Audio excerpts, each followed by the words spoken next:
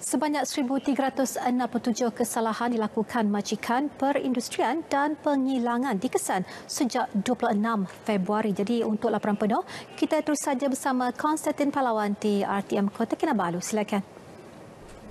Terima kasih Miza dan salam sejahtera. Sebanyak 1,367 kesalahan dilakukan majikan perindustrian dan penghilangan sejak penguatkuasaan Ordinan Darurat Standard Minimum dan Kemudahan Pekerja Akta 446 Pindaan 2021 dikuatkuasa 26 Februari lepas.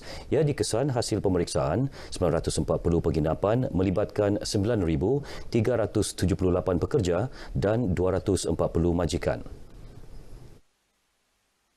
Antara kesalahan dikenal pasti termasuk majikan gagal memohon perakuan penginapan daripada pihak berkuasa tempatan. Selain itu, Pembantu Menteri Kerajaan Tempatan dan Perumahan, Datuk Isnin Aliasni mengingatkan majikan terlibat agar mendapatkan perakuan penginapan dan kemudahan pekerja selaras Akta 446 berkenaan. Jangan ambil mudah. Datang ke kementerian kita, datang ke Dewan Bandaraya untuk ambil memohon. Jangan hantam koromo saja. Saya kena memohon, kena buat elok-elok sebab kita nak jaga pekerja. Datuk Isnin ditemui media selepas operasi bersepadu pemeriksaan perumahan, penginapan dan kemudahan pekerja di Kota Kinabalu. Kegagalan mematuhi Ordinan Darurat Akta 446 berdepan penalti maksimum sehingga RM200,000 atau penjara 3 tahun atau kedua-duanya sekali. Sementara itu, Pengarah Jabatan Tenaga Kerja JTK Sabah, Wan Zulkifli Wan Stapa berkata, penguatkuasaan ordinan berkenaan bagi menyekat penularan COVID-19. Saya nak menyuruh di sini supaya semua majikan di negeri Sabah memohon dengan Jabatan Tenaga Kerja perakuan penginapan. Kerana tidak ada perakuan penginapan daripada Jabatan Tenaga Kerja Negeri Sabah merupakan satu kesalahan. Dan untuk perakuan penginapan diluluskan, mestilah berurusan juga dengan pihak berkuasa tempatan. Dalam operasi ini, 2 kilang didapati gagal menyediakan kemudahan tempat tinggal sesuai untuk para pekerja selain menggaji pekerja asing. Operasi turut disertai Dewan Bandaraya Kota Kinabalu, Jabatan Imigresen, Kementerian Kesihatan, Jabatan Keselamatan dan Kesihatan Pekerjaan serta Perkeso.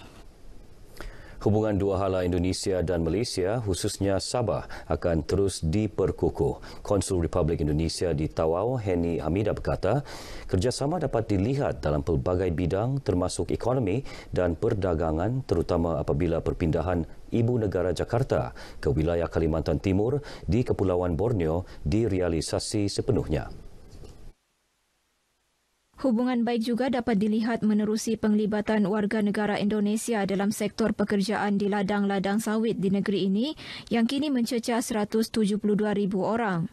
Sekarang ini kita lebih ke hubungan ekonomi tentunya, tapi juga untuk people to people contact karena memang di kita banyak sekali warga negara yang bekerja di Sabah ini, warga negara Indonesia yang bekerja di Sabah yang tentunya juga akan memberi kontribusi ekonomi kepada kedua belah pihak, baik ke negeri Sabah maupun ke PMI, pekerja migran Indonesia yang Henny Hamidah ditemui pemberita selepas kunjungan hormat terhadap Yang di-Pertuan Negeri Sabah, Tun Dr. Johar Dato' Mahiruddin di Istana Negeri Kota Kinabalu.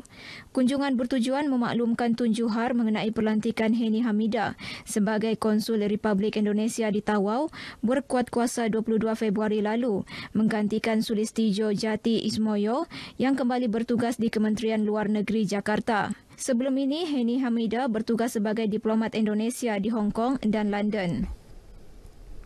Universiti Malaysia Sabah UMS mencadangkan agar Hospital UMS yang terletak di kampus Kota Kinabalu dijadikan sebagai pusat vaksinasi. Naib Chancellor UMS Profesor Datuk Dr. Taufik Yap Hun Hin berkata ia telah pun diutarakan kepada kementerian berkenaan. Cadangan tersebut sebagai usaha UMS menabur bakti kepada bangsa dan negara sekaligus membantu kerajaan merealisasi program imunisasi COVID-19 di negeri ini.